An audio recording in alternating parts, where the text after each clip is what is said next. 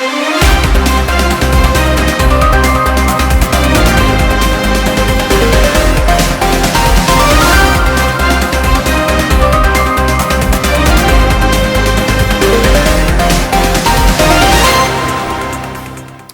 tout savoir sur les conditions des veuves des militaires ainsi que des orphelins de guerre, j'en parle dans ce numéro spécial qui reçoit pour vous Kalunga Mathilde Elisabeth, présidente nationale des veuves des militaires. Elle est dans nos murs avec qui nous allons nous entretenir pendant quelques bonnes minutes. Bonsoir Madame Mathilde.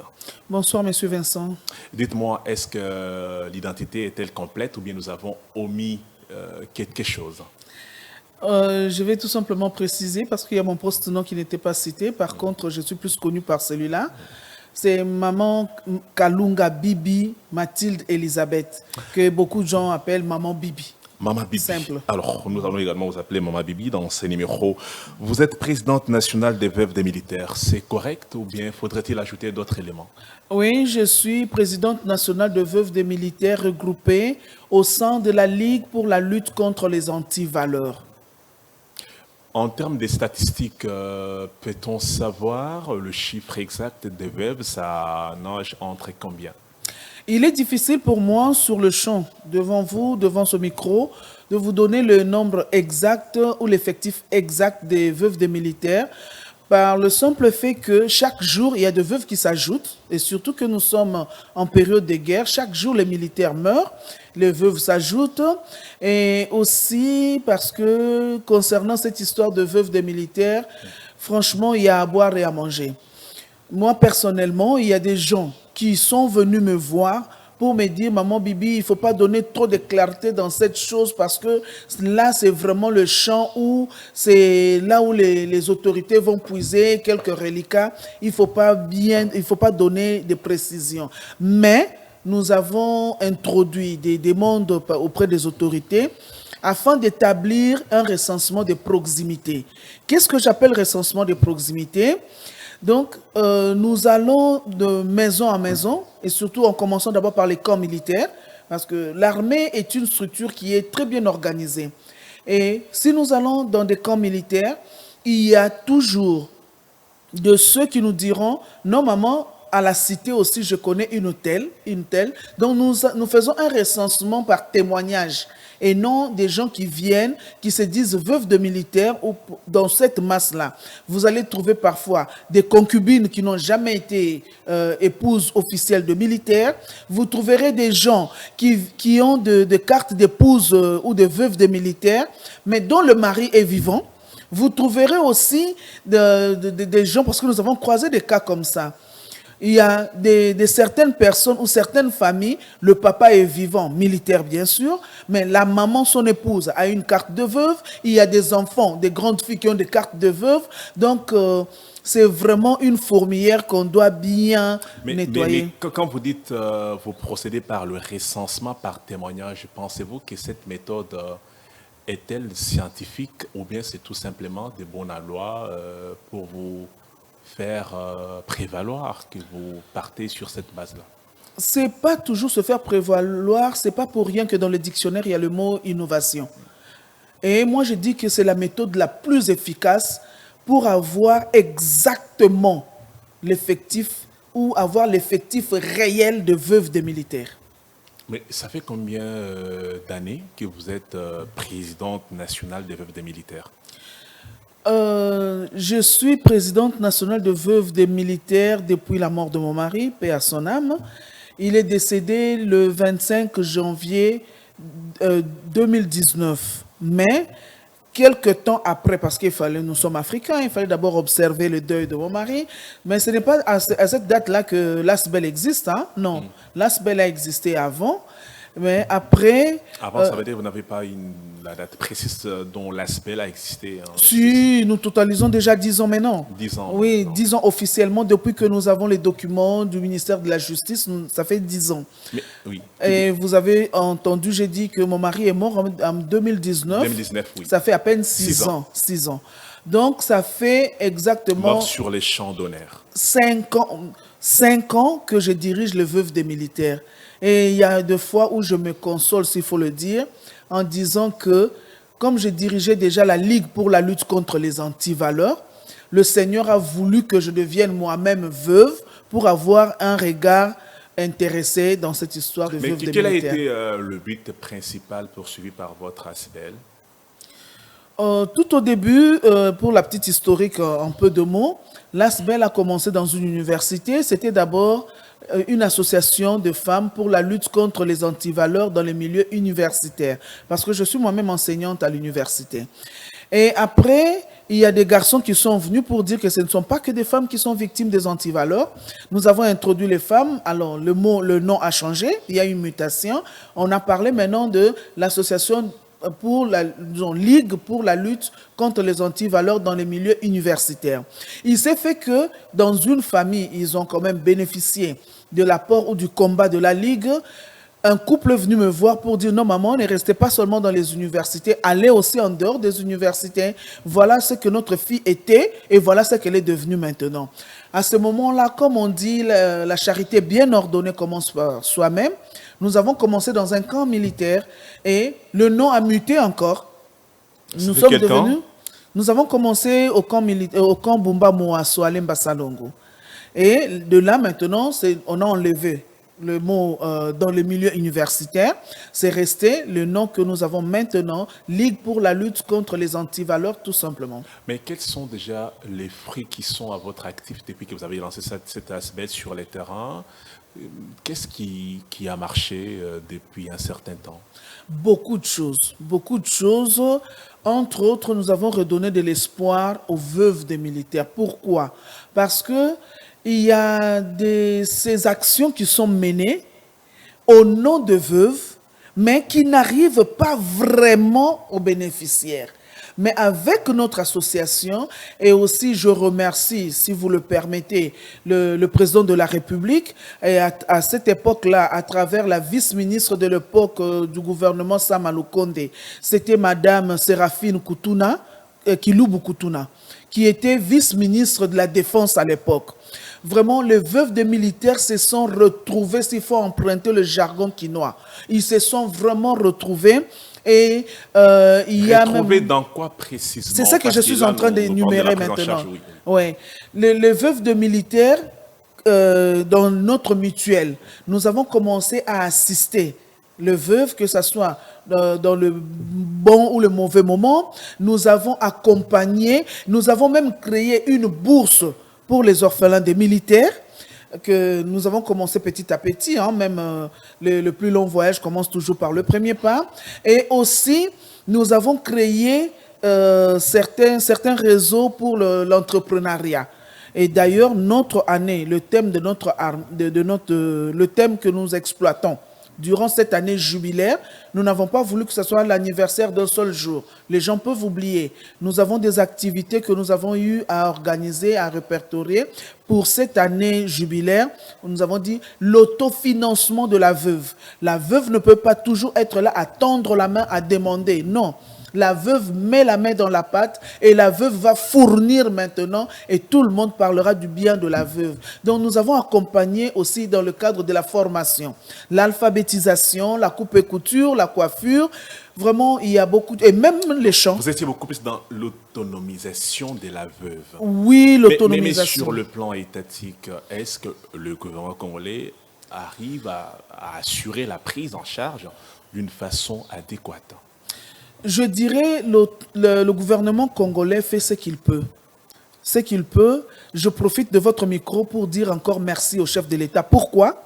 Parce que à une certaine période, quand le mari disparaît, on donnait à la veuve juste un petit rien comme ration. Il s'agit de quelle période? Nous devrions être précis sur le plan chronologique pour que ceux qui nous Quand je suivent remercie le chef fixés, de l'État, Félix Antoine Tshisekedi, c'est pour dire qu'avant lui, okay. Avant lui, et il y a même des images, je peux vous amener des images. Donc, pendant le régime de Joseph Kabila Kabange. Même avant, même sous le régime de Mobutu, la veuve n'était pas vraiment considérée. On donnait, en tout cas, si je peux aller au maximum, une somme qui évalait $10. Même moins. Alors, $10, c'était mensuellement mensuellement.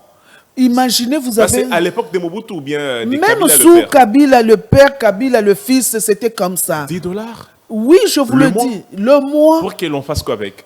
ben justement, c'est la question qu'on s'est posée. Nous sommes allés voir l'excellence Séraphine Kiloubou, dont je vous ai parlé. Oui. Elle a porté notre demande auprès des oreilles attentives Du chef de l'État. du chef de Et maintenant, l'État. qu'est-ce qui est fait depuis que le président Tshisekedi est accédé au pouvoir? Les veuves sont maintenant payées au même taux, disons au taux de grade de leur mari décédé. C'est-à-dire, moi, mon mari est mort au grade de colonel Foul. Ok. Je perçois la même somme que les colonels Foul qui sont vivants. Ah, donc il y a vraiment eu une sorte Nous avons même organisé une marche de remerciement. d'avancée significative. Une marche de remerciement, une marche de soutien au chef de l'État pour ça. Parce que la veuve, imaginez, pour une petite anecdote, Oui. une dame qui arrive, j'en ai même la chair de poule, elle arrive au guichet de la banque, parce que c'est la bancarisation maintenant, elle qui percevait 27 000 francs à l'époque, parce que son mari était aussi colonel Foul, 27 000 francs, elle arrive là, on lui donne 333 000. Honnêtement, elle se dit non, je ne peux pas nourrir mes enfants avec l'argent qui ne m'appartient pas. Elle s'adresse auprès, parce que quand on l'a dit, et ce qui est encore une bonne chose, c'était sans tambour ni trompette. Hein. Nous avons seulement constaté à la banque. Quand elle est arrivée, elle dit, mais non papa, vous m'avez donné un excédent, cet argent, cette enveloppe n'est pas mienne. Alors, le garçon qui était là au guichet lui pose la question, maman, est-ce que le nom, ce n'est pas... Elle dit, oui, c'est ça mon nom, oui. C'est votre argent, le président vous a ajouté l'argent. Là, je dirais qu'on n'a même pas multiplié par 2. Pour voir de 20... Non, elle n'avait même pas 27 000, qu'est-ce que je raconte? Elle avait 17 000 francs. De 17 000 francs à 333 000 francs congolais. Donc la prise en charge sous Tshisekedi est sur les rails. Oui, je peux dire c'est sur le rail, mais cette locomotive a un bon chemin à parcourir. Ah, ok, Ouais, ça c'est parce très bien. que- Mais nous apprenons également, je suis désolé de vous interrompre à tout bout de champ, les gens voudraient vous écouter, mais permettez-moi de vous relancer. Nous attendons également que le président Tshisekedi avait dit récemment, il avait instruit au gouvernement que l'on puisse revoir la solde des militaires à la hausse. Est-ce que c'est déjà effectif? Bon, jusqu'au moment, effective, cette solde. jusqu'au moment où je vous parle devant votre micro, parce que je ne peux pas inventer, nous ne sommes pas encore payés, et notre prière est que nous aussi, veuves, nous soyons considérés ou pris en charge ou pris en compte Par dans rapport à cette décision-là du chef de oui, l'État. de cette décision, mais nous ne sommes pas encore payés. Mais une chose est vraie, qu'avant la fin du mois, sûrement, ceux qui iront à la banque trouveront que la solde des militaires ont été multipliée. C'est ça notre souhait. Alors, quand on parle de la prise en charge des veuves des militaires et des enfants des militaires, il y a également une partition qui est jouée par le ministère des Affaires sociales, Action humanitaire et Solidarité nationale, désormais chapeautée par Nathalie Azamoundana. Qu'est-ce qu'elle a fait depuis qu'elle est au gouvernement pour vous? Depuis qu'elle est au gouvernement, elle a beaucoup fait. Elle a beaucoup fait et nous souhaitons aussi qu'elle fasse mieux. Faire mieux, c'est-à-dire qu'elle approche ceux qui encadrent réellement les veuves. Il y a des personnes, il y a des femmes qui, heureusement pour elles, malheureusement pour nous, qui ont des audiences auprès des autorités, mais si vous regardez bien derrière elles, elles n'ont pas vraiment de veuves. Elles n'ont pas vraiment des orphelins de militaires. Mais puisqu'elles sont quand même entendues et elles rencontrent les personnes qui ont cette envie d'aider la veuve, les personnes réagissent. Mais malheureusement, parfois, cela n'arrive pas auprès des bénéficiaires. Si vraiment l'excellence qui nous écoute approche les vraies veuves, les vrais encadreurs de veuves, j'insiste que je sais le pourquoi. Les vrais encadreurs de veuves, elle remarquera qu'il y a une masse qui n'est pas encore touchée par ces actions. Mais nous disons merci pour tout ce qu'elle est en train de faire, parce que nous disons veuve militaire et ma sœur, orphelin militaire et mon enfant, ceux qui ont eu à bénéficier, même si le nombre n'est pas considérable, ce sont nos sœurs, ce sont nos enfants. Nous disons merci, mais qu'elles continuent et qu'elles descendent vraiment sur terrain. Le vrai terrain alors. Je vous ai vu récemment dans la rencontre qui était au niveau de l'hôtel du Fleuve Congo. Arrêtez-moi si jamais j'ai dit une bêtise, hein, Non, où il y c'est avait ça. des femmes leaders. Vous avez Ouais. pris la parole, vous avez évoqué les problèmes dont vous rencontrez les veuves des militaires auprès de, je sais pas trop, monseigneur. Je voudrais qu'on revienne un peu. Qu'est-ce qui vous dérange? Qu'est-ce qui doit être apporté au niveau du ministère des Affaires sociales si la ministre va nous suivre? Si la ministre va nous suivre, je vais d'abord vous raconter une chose, parce que nous sommes inquiétés, nous sommes inquiètes. Quand je dis inquiété et inquiète, je pèse bien mes mots. L'autre jour, dans la salle, concernant l'événement que vous avez évoqué, il y avait parmi nous, nous étions 3, une dame dont le mari était mort au front. Cette dame était, elle était, bon, juste du vivant de son mari, une femme au foyer. Elle ne travaillait pas. Et après la mort de son mari, elle a commencé à faire vivre ses enfants avec le produit du champ. Le champ qu'elle faisait derrière sa La dame maison. de l'Est là qui avait fait son témoignage. Allez-y, allez-y. Oui, Allez-y. le champ qu'elle fait derrière sa maison. Arrivé à un moment donné, puisqu'elle n'avait plus personne pour parler ou alors la défendre, le commandant du camp donne l'ordre qu'on puisse raser ce champ-là. Vous imaginez, on a rasé le champ et on a placé un officier vivant qui est là, puisque elle, le mari est déjà mort, l'officier vivant est là. Il est venu, on lui a donné l'endroit. Cette maman a écrit, cette maman a pleuré. C'est la présidente de Veuve de Lukunga qui était avec moi dans la salle. Et jusqu'à présent, la situation est restée comme ça. Elle souffre terriblement. Vous comprenez? Donc, si vraiment maman peut porter notre voix, cela nous aidera beaucoup. Une autre chose, Qu'elle porte votre tout le voix. monde parle de si elle peut se faire notre marraine, nous porter sous son aile, afin que nous puissions faire arriver auprès de la personne indiquée, ou auprès de l'institution, ou auprès de la structure indiquée, ce dont nous avons réellement besoin pour que les veuves, les vraies veuves et les vrais orphelins en bénéficient. Je vais vous donner un autre exemple. Concernant la ration des festivités de fin d'année, nous avons introduit un document quelque part. C'est vrai, tout le monde n'est pas obligé de nous aider. Nous avons introduit un document d'un certain montant, mais c'est resté lettre morte. Quelque temps après, maintenant, où tout le monde veut se faire voir peut-être, nous avons entendu la personne qui nous avait dit qu'il ne sait pas nous aider, mais quand on parle de l'effort de guerre, la même personne, pour les militaires... est revenue vers vous. Non, n'est pas revenu vers nous, a sorti un montant qui est 50 fois plus que ce que nous avions demandé pour nourrir les veuves et les orphelins des militaires ici à Kinshasa. Vous imaginez, la personne qui avait dit qu'il ne pouvait pas le faire parce qu'ils n'avaient pas d'argent, mais il a sorti un montant de 50 fois plus que ça. Même la Bible le dit. Comment tu peux aimer le Père que tu ne vois pas et en négligeant ton frère qui est en face de toi? Puisque ces militaires qui sont au front là-bas, oui c'est vrai, ils sont en train de combattre pour le pays. Et d'ailleurs, nous sommes fiers d'eux.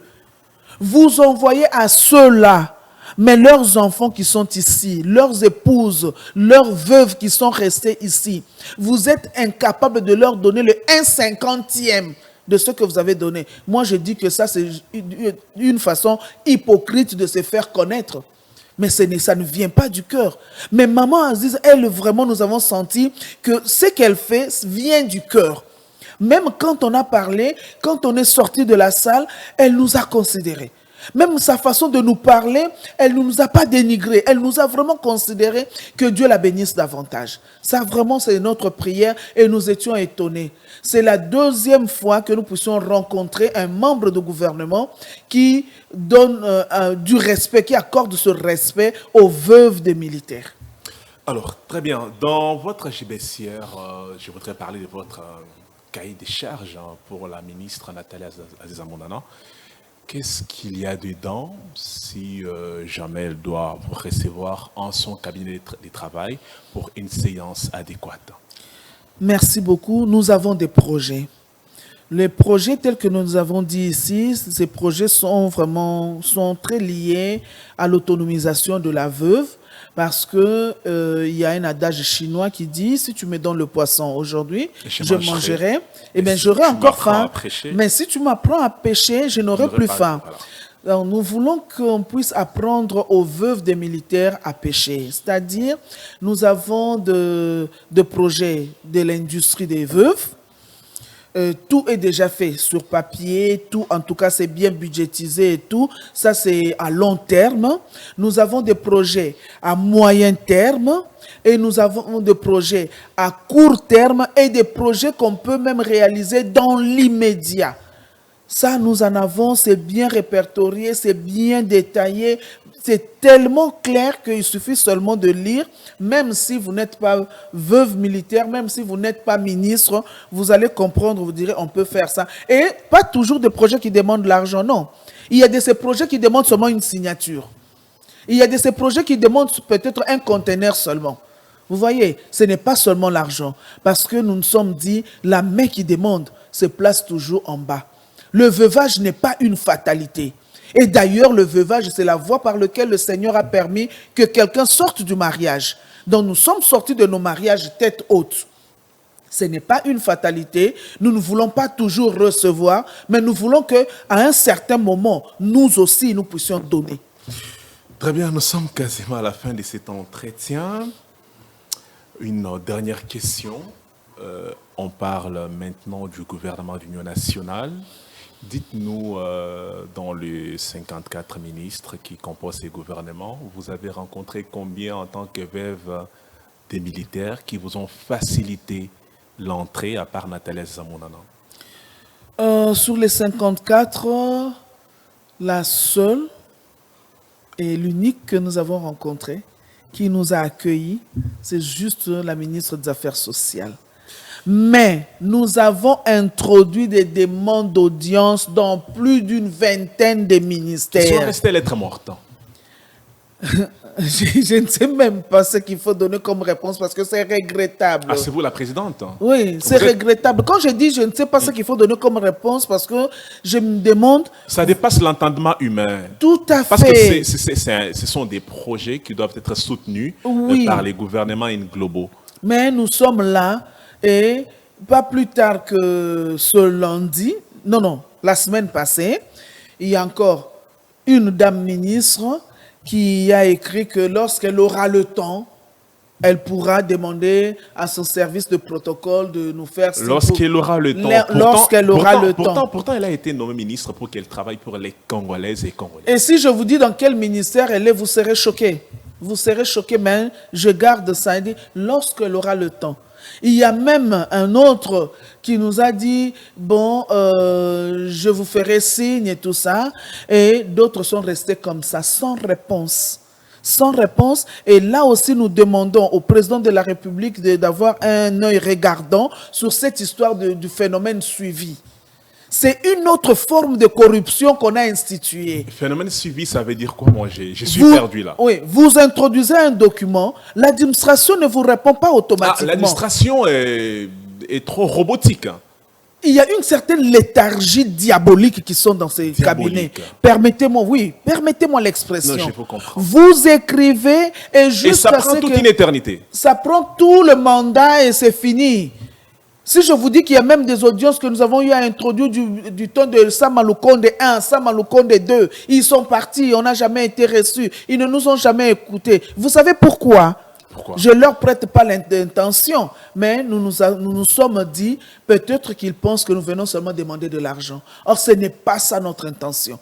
Ce n'est pas ça du tout.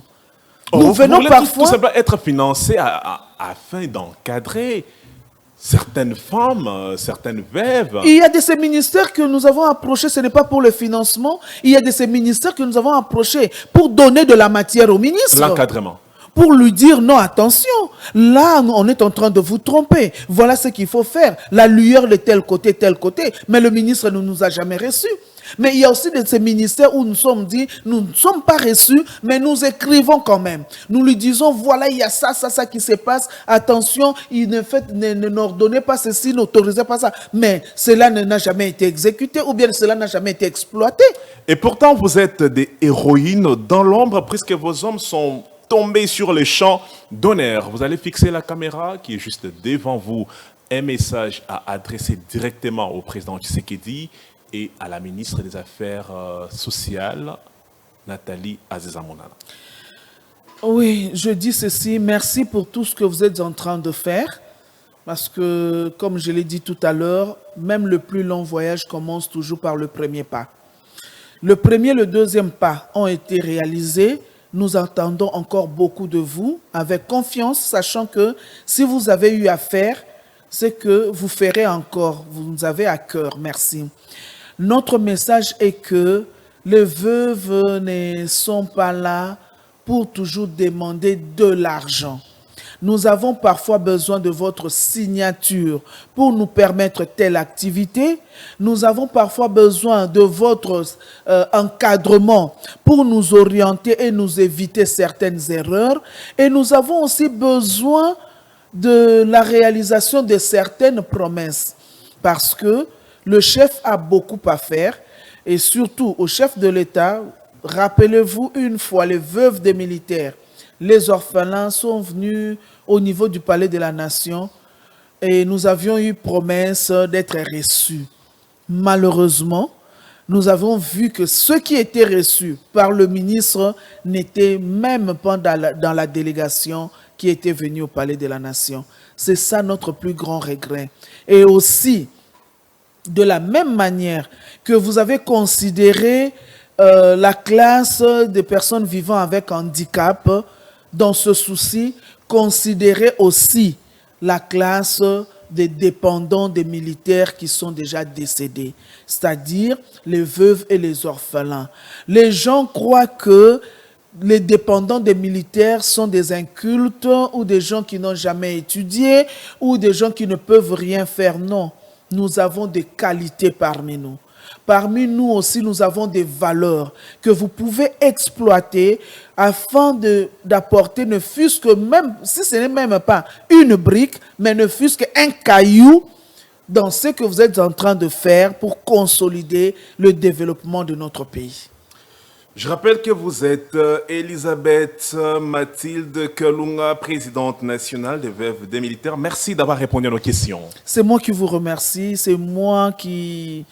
Vraiment, je demande à ce que le Seigneur vous bénisse encore. Vous qui nous avez donné l'opportunité de porter la voix de ceux qui ne sont pas entendus quelque part. Vous venez de suivre La Voix des Sans-Voix. Merci également à vous, fidèles téléspectateurs et nos followers sur les réseaux sociaux. Nous allons nous retrouver très prochainement avec notre invité pour parler du Congo. À toutes et à tous, à très bientôt.